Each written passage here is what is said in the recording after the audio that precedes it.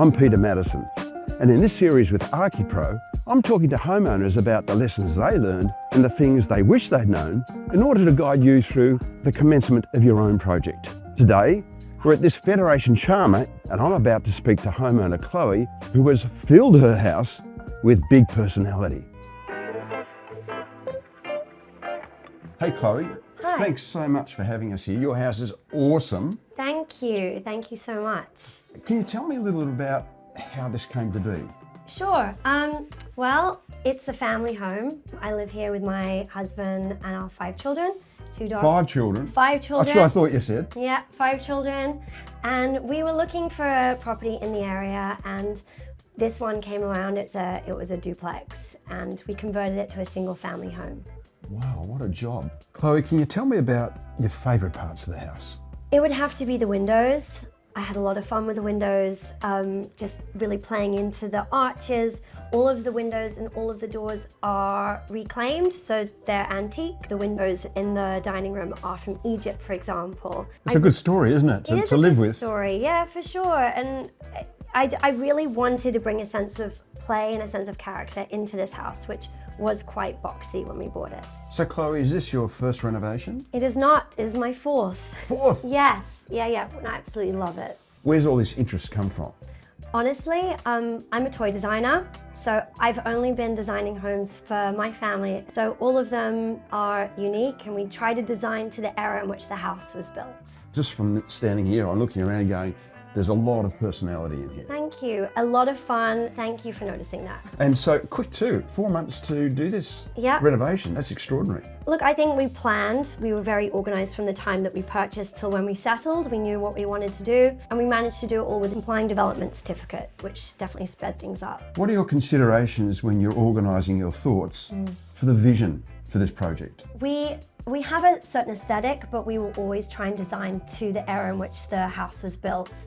For example, this is a Federation style house, so we tried to play into that. But there were also a lot of Art Deco details which we really embraced when designing the house. We found this incredible Art Deco plaster fireplace roadside, and that really informed the design of the whole house. Very spontaneous. Yeah, builders love it. How important is it, do you think, that you bring your own personality into a project like this? I think it's really important. When I walk into this house, I smile, and I see my children have a similar reaction as well. It's fun, it's surprising. Our family is busy, it's joyful, it's playful, and we really need to live in a house that encapsulates that.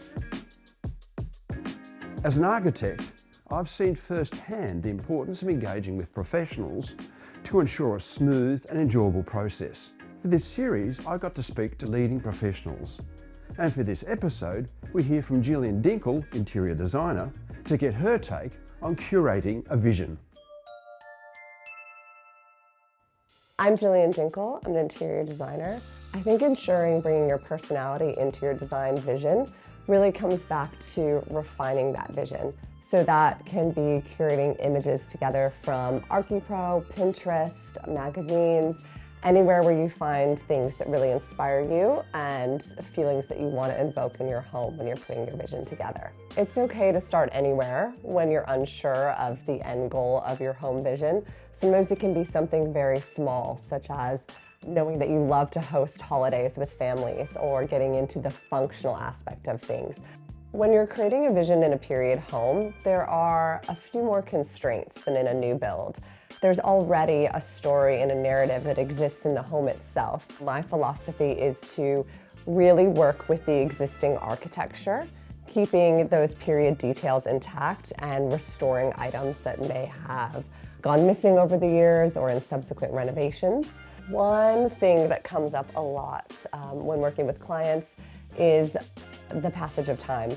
A lot of times we get very fixated, especially when I'm working with clients with young children, but oftentimes our projects take 2 years or more to see come to life. So it's about thinking towards the future and making sure that we've created spaces that are adaptable through those seasons of life. What do you think you'd wish you'd known in taking on those early projects that you know now? Peter, I'm sure you hear this a lot, but budget is everything. Managing budgets, managing cash flow, and also, allowing for the fact that there are going to be things, the unexpected variations that come up during a build. I always will do what I estimate the budget to be. Then I'll work with a few different builders to create a proper tender, and then I'll make the decision based on the best communication with the builder and also, of course, a good price. What contingency do you allow for the construction process on top of the early estimate of cost? I usually do 20 to 30%. There you go. Yeah. And I think that's probably right. On a project like this, so unforeseen what you can come against. Exactly. Especially when you're renovating an older house. This being your fourth renovation, is there something that you can put your finger on that you can say you've learnt and improved over that journey? Yeah, look, I think having your fixtures and finishes set from the outset makes a really big difference at the end, because a lot of times builders will need stuff on hand, ready to go, and if you don't have it planned out and ordered, that can get you into some trouble and delays. When homeowners are preparing a brief for an interior designer, I think being more specific is always better. Anything that is meaningful or special to you is important for us to know. And for me, that's really focusing in on the unique aspects of you and your family. When I'm working with homeowners who aren't 100% sure how to infuse their home with their own unique personality, we often get through that in the concept phase. And part of that process is showing things that are quite extreme on one end or the other, so that I can gauge where you're at in the home process and how you might want that home to feel for you. One thing I wish homeowners knew about working with an interior designer is that an interior designer can amplify your design vision and your creativity and help you translate it into the many decisions that need to be made through a home renovation. Working with an interior designer will really just help bring your vision to life. So with 5 kids, 2 dogs and a cat, how do you balance personality with practicality in such an active home? With a family, you have to accept that there's going to be mess and not being too precious. I love the process of designing so much, and I think that it can be a really joyful experience if you're designing for what you love rather than what you think someone else will. Chloe's Coogee home is a perfect example of incorporating your own personality into your vision. And with Jillian's tips, this process can be enjoyable and lead to a beautifully personalised result.